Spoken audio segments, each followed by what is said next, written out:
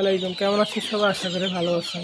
তো কয়েকদিন আগে একটা ভিডিওতে বলছিলাম যে আমার একটা কাস্টমার দেশি মুরগির বাচ্চা 22টা নিছিল।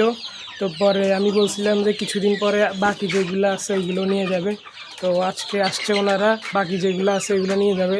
এখনও মানে আমি গণি নাই কতগুলো আছে, গনে দেন ভিডিওর লাস্টে আমি আপনাদেরকে জানাবো। আশা করি 100টা মুরগির উপরে থাকবে আশা করি আর কি।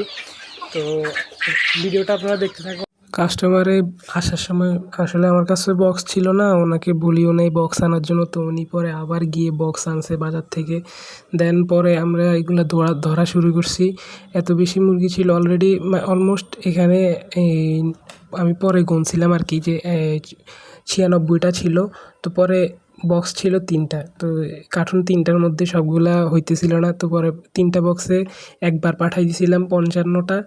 তো পরে পাঠানোর পরে বাকিগুলা পরে আবার এসে নিয়েছিল আর কি। তো নেওয়ার সময় মোটামুটি আমার অনেক কষ্ট হয়েছে, আমার হাত টাত সবগুলা ছড়াই দিছিল মুরগিগুলা। মানে পায়ের মধ্যে অনেক তো নখ বড়। তো যাক, অনেক কষ্ট হয়েছে। অলমোস্ট প্রায় 1-1.5 ঘন্টা এগুলার সাথে যুদ্ধ করে তারপরে ঢুকাইয়া তারপর ওদেরকে দিয়ে দিছি। যাক, আলহামদুলিল্লাহ।